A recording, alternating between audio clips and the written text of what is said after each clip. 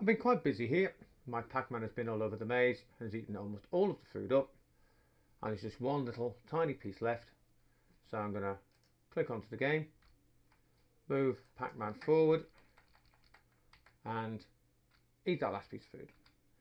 And that's suddenly got very boring.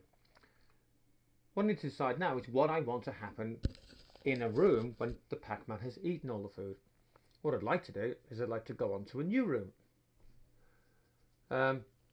So this involves a little bit of thinking, because the first question you've got to ask is how does the game know when all the food has gone?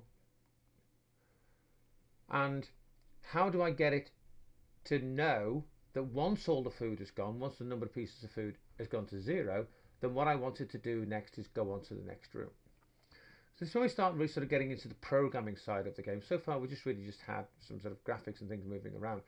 We're now coming to what's called decision making in a game. So what the game does next depends on some conditions. So if there's 3 pieces of food left and the Pac-Man eats one of them, what we want the game to decide to do is just keep the Pac-Man in that room and just keep on letting him running around. If the piece of food the Pac-Man eats is the last piece of food, what we want the game to do is to decide to take the Pac-Man onto the next room. Okay, so let's close that down, and we need to do several things here. Now, first of all, at the moment, he can't go into a next room because there isn't a next room. So I'm going to right mouse click on the room and duplicate it. I've now got 2 identical rooms. That's the first thing. Okay.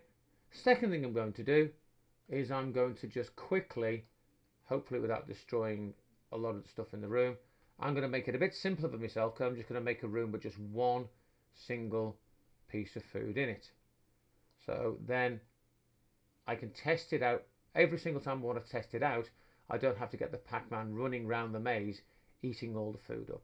So having like a test room where you've just got one of something in it can be much more straightforward, and it's quicker to drag my mouse around taking all the food away than constantly trying to play the Pac-Man doing that.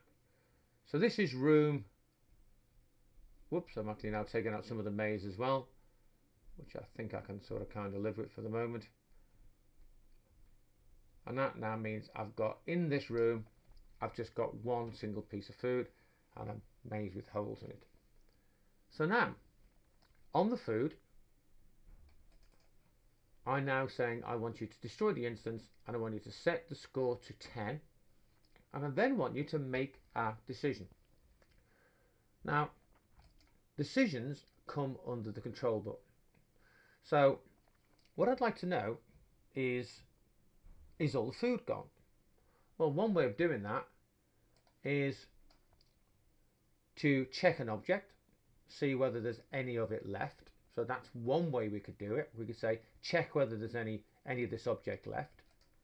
Or the other way we could do it is we could count the number of pieces of food.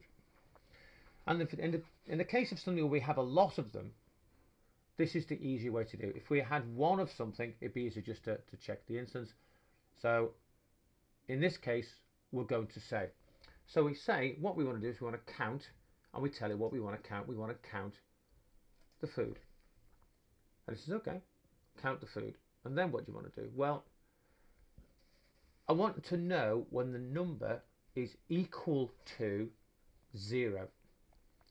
So I want to know when the number of pieces of food in that room is equal to 0. And if you like to think about it, what we've got here is a yes/no question. Okay, so what we're saying is the number of pieces of food in this room equal to 0? And the answer will be yes or no. So if the answer is no, we want it to stay in the room. And if the answer is yes, we want it to go on to the next room.